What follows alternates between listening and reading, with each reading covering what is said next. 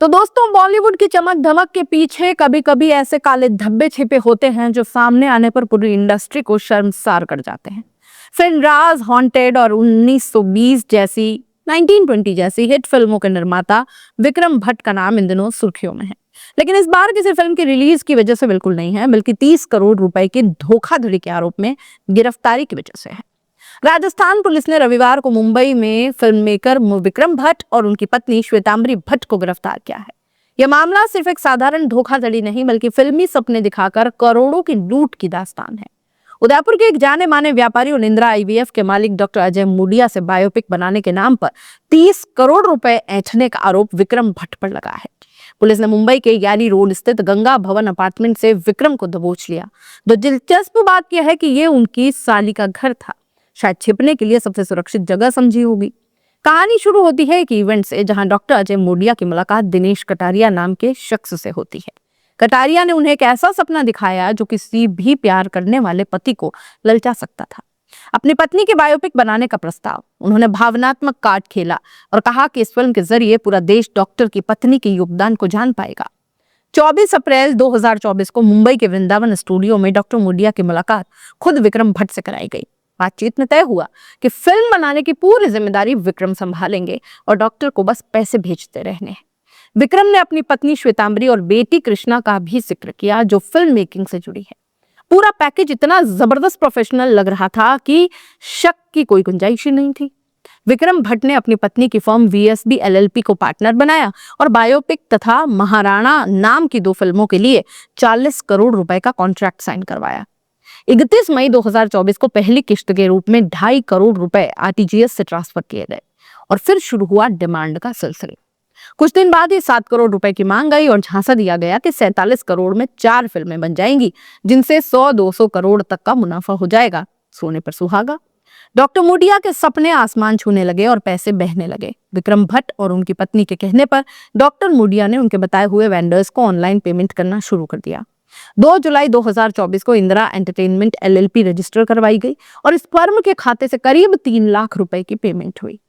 जब मामले की शुरुआती जांच हुई तो सामने आया कि जो खेल खेला गया था वो पूरी तरह से फर्जीवाड़ा था।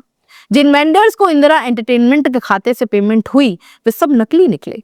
असली चौंकाने वाली बात तो ये भी थी कि जिन्हें पैसे भेजे गए वे या तो पुताई करने वाले मजदूर थे या फिर ऑटो चलाने वाले। कल्पना कीजिए, करोड़ों की फिल्म के लिए पैसे ऑटो वालों को भेजे जा रहे हैं। और यही खत्म नहीं होता। पेमेंट के बाद रकम का एक बड़ा हिस्सा विक्रम भट्ट की पत्नी श्वेतांबरी के खाते में ट्रांसफर किया जाता। पूरा सिस्टम इस तरीके से डिजाइन किया हुआ था कि पैसा एक सर्कल में घूमकर आखिरकार भट्ट परिवार के पास पहुंच जाए। 17 नवंबर को डॉक्टर अजय मुडिया ने विक्रम भट्ट समेत 8 लोगों के खिलाफ 30 करोड़ की धोखाधड़ी की एफआईआर दर्ज कराई। 29 नवंबर को उदयपुर पुलिस ने विक्रम भट्ट, उनकी पत्नी श्वेतांबरी सहित 6 आरोपियों के खिलाफ लुकआउट नोटिस जारी किया। सभी आरोपियों को 8 दिसंबर तक उदयपुर पुलिस के सामने पेश होने का नोटिस दिया गया। गिरफ्तारी के बाद राजस्थान पुलिस ने बांद्रा कोर्ट में ट्रांजिट रिमांड के लिए अप्लाई किया। मंजूरी मिलते ही देर रात पुलिस टीम दोनों आरोपियों को लेकर उदयपुर के लिए रवाना हो गई। मामला सामने आने के बाद विक्रम भट्ट ने अपना पक्ष रखा। उन्होंने एएनआई से बातचीत में कहा कि उन्हें लगता है कि राजस्थान पुलिस को गुमराह किया जा रहा है। दावा किया कि उन्हें न तो कोई लेटर मिला है, न नोटिस, कुछ भी नहीं। विक्रम ने सवाल उठाया कि अगर शिकायतकर्ता को इंडस्ट्री की समझ नहीं थी तो उन्होंने खुद ही इतनी सारी फिल्में क्यों शुरू की, और अगर उन्हें वो धोखा दे रहे थे तो फिर उन्होंने उनके साथ तीसरी फिल्म क्यों बनाई। फिल्म मेकर ने यह भी कहा कि वो पिछले 30 साल से फिल्म इंडस्ट्री का हिस्सा हैं और उन्होंने कभी ऐसा कुछ अनुभव नहीं किया है। उन्होंने दावा किया कि उनकी एक फिल्म विराट को आधे में रोका गया, जिसकी वजह से उनकी कंपनी के बिजनेस डिसीजन थे, खासतौर पर आने वाला आईपीओ। विक्रम का कहना है कि शिकायतकर्ता अजय मुडिया द्वारा प्रोड्यूस की जा रही फिल्म में देरी इसलिए हुई क्योंकि उन्होंने फिल्म से जुड़े टेक्नीशियंस को भुगतान नहीं किया। उनके पास ईमेल से कॉन्ट्रैक्ट समेत अपनी बात साबित करने के लिए पुख्ता सबूत है।